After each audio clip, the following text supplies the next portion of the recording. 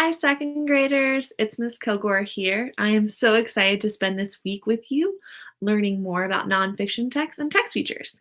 So, last week, Miss Robertson taught us about text features and how to use that to preview a text, make predictions, and get more information from a text. She also mentioned a wonder wall. So, that got me thinking, what are things I'm wondering about? What questions do I have? So, I decided to make my own wonder wall. So here it is, and I've just put sticky notes of different questions that came up in my head. And one of the questions I had was, why do we celebrate holidays? I started thinking about all the different holidays there are that are coming up, that have just passed. I had my sister's birthday, there was Mother's Day, and I know there's some holidays coming up in the end of May. I've got a friend's birthday in June. There's different things that are going on that we celebrate. So it got me wondering, what other holidays are there? And how are holidays even created? So, this week, I'm going to show you how I use nonfiction text and text features to help answer my wonders. So, give me a second while I share my screen and we'll get started with our lesson.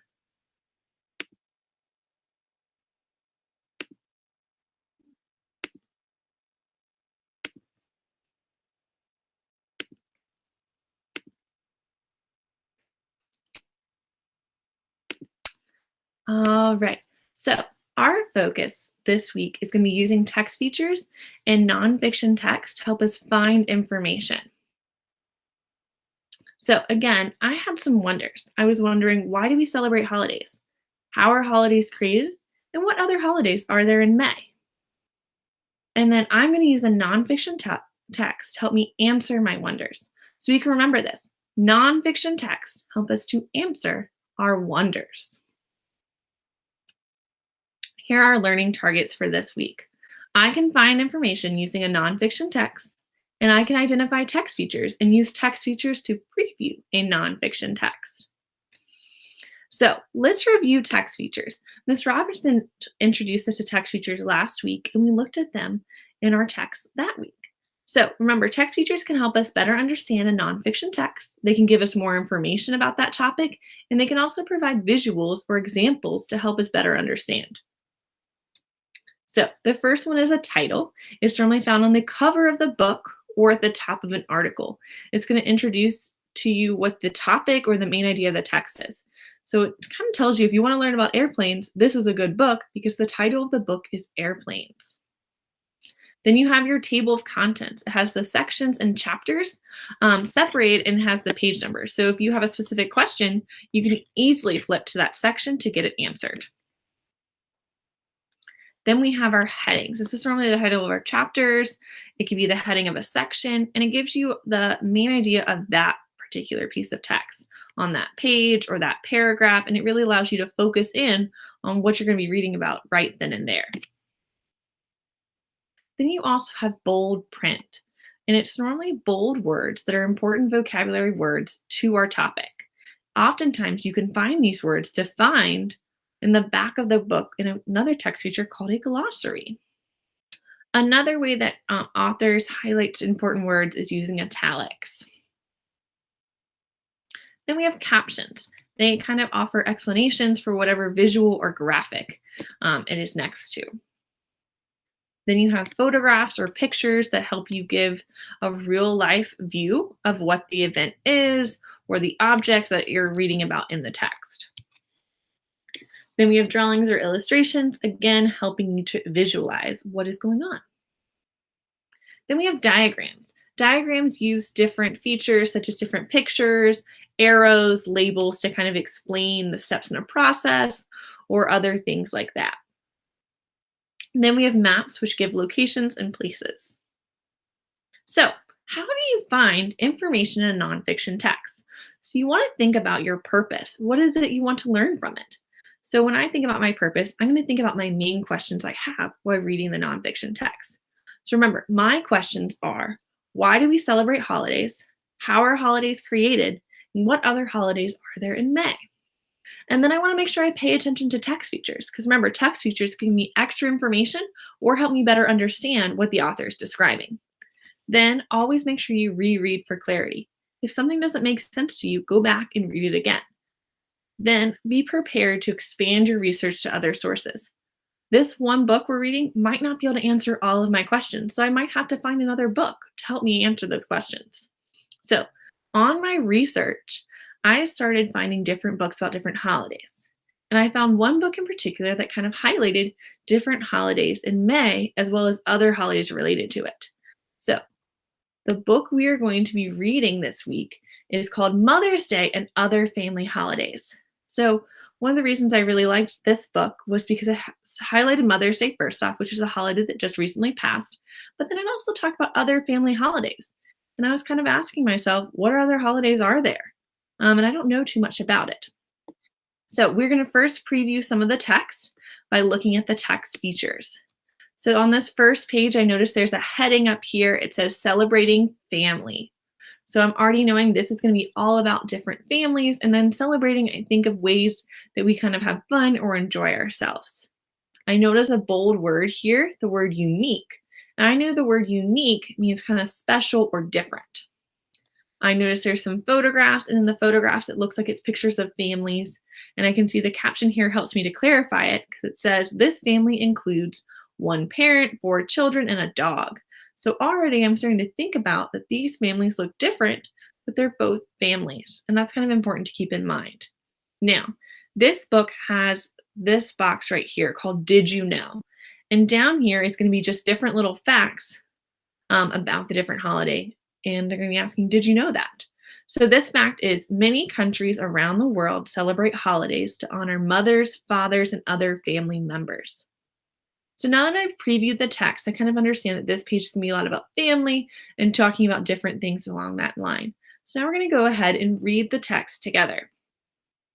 So each family is special and unique. No two families are alike. Some families include 2 parents, while others have 1 parent. Some families have stepmothers or stepfathers. Some children live with their grandparent or other caring adults. The one thing all families have in common is love. The people who make up our families love and care for us. Holidays such as Mother's Day, Father's Day, and Grandparents' Day are special days to celebrate the wonderful people in our families. All right, so now I notice I have a new heading, and this heading is Mother's Day History. So already I'm thinking this might help answer my question, how are holidays created? And one thing I noticed, these photographs are in black and white. So they look like they're older. So I'm thinking Mother's Day has been around for a while. And then I'm going to go ahead and read the Did You Know part. So the earliest history of Mother's Day dates back to ancient Greece. Whew.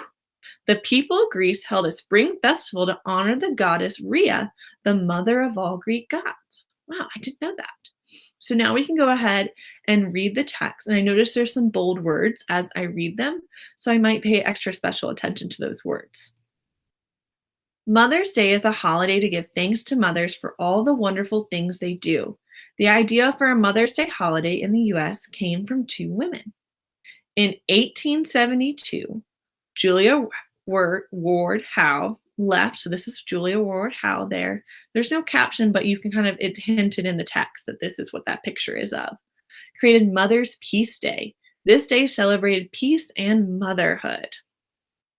By 1910, a woman named Anna Jarvis helped Mother's Day become an official holiday in the United States. And the word official means it's actually recognized. So it's a real holiday. And we kind of know that because it's on calendars. Many say that Anna's mother had always dreamed of a holiday to celebrate mothers. After her mother passed away, Anna wrote letters to ministers and politicians to gain support for the holiday. In 1914, U.S. President Woodrow Wilson made Mother's Day an official holiday. In the U.S. and Canada, it is celebrated on the 2nd Sunday in May. And then this caption here said, Anna Jarvis is sometimes called the mother of Mother's Day. So this is Anna Jarvis. We read about her here, that she was the one that really pushed for the holiday to become official in the 1900s.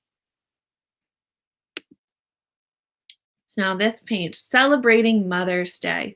So we already talked about that celebrating is kind of what you do to have fun or to honor or enjoy the holiday. So we're going to read about different celebrations, different things that people might do.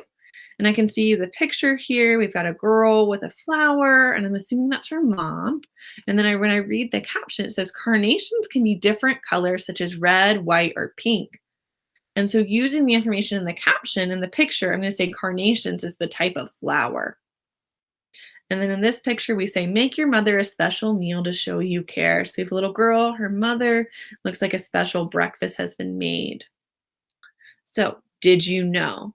Anna Jarvis gave out carnations at a church service in honor of her mother. Carnations were her mother's favorite flower. Today, the carnation is the official Mother's Day flower. So, this box, in combination with this picture and the caption, helped us to better understand that carnations are an important part of Mother's Day. So, Mother's Day is a day to honor mothers, grandmothers, or other women who show your love and support. There are many ways to show this special person how much she means to you. Many families celebrate this holiday by giving mothers a day to relax. On this day, many families treat mothers to a special breakfast in bed. Families can help prepare meals or do other chores around the house so mothers do not have to work on their special day. Some people also show their appreciation by giving cards and gifts. So then here we have a Mother's Day craft, and I'm going to leave this page for you to read on your own if you want to read more about ways to celebrate Mother's Day. So then we have Father's Day history as our heading. Now I'm going to give you a minute to preview the text on your own. So I want you to read through the different text features and kind of pay attention to what you think might be important before we read the text together.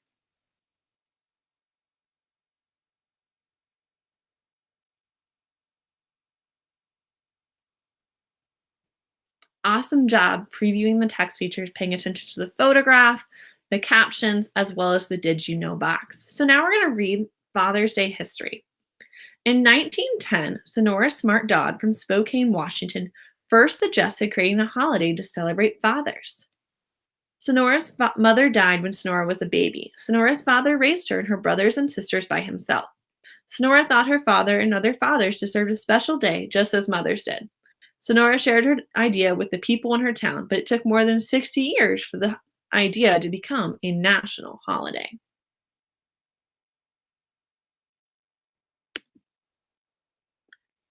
Celebrating Father's Day. Again, I'm going to give you time to practice previewing the text by paying attention to the different text features found on this page.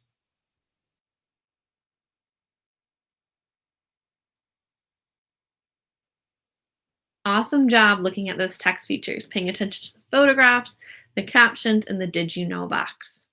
Remember, you can always go back and reread these text features if you need more clarification, or if you just want to make sure you really understand what's going on the page. People celebrate Father's Day in many different ways. Because Father's Day takes place in the summer, many people enjoy celebrating the holiday outside in the sunshine. Outdoor activities such as picnics and barbecues are popular on Father's Day. Some families enjoy bike riding and hiking on this holiday. In some communities, fathers and their children come together to play baseball, soccer, or other sports. So we're going to stop reading here today, and we're going to return to our slides to talk about what you're going to do in response to what we read so far. So for your task today, I want you to go back and reread pages 4 through 17 to make sure you're paying attention to the text features and really understanding what we learned today. We were focusing on answering the questions, what are holidays? How are holidays created? Why are holidays celebrated? And what other holidays there are in May? So one of the questions we are definitely able to answer is, how are holidays created? We read about the history of Mother's Day and Father's Day to better understand them. We also were able to read about different ways that people celebrate those two holidays to kind of answer the question about why those holidays are made. So another thing is that a lot of holidays are celebrated through card making. So your task is you're going to create a greeting card for someone in your family, but it must contain a text feature. One idea would be include a picture with a caption, or maybe you include a heading. So be creative with this. You also have the optional activity of completing the iReady activity by following the link. So I'm going to stop sharing my screen and I'm going to show you an example of what your greeting card might look like.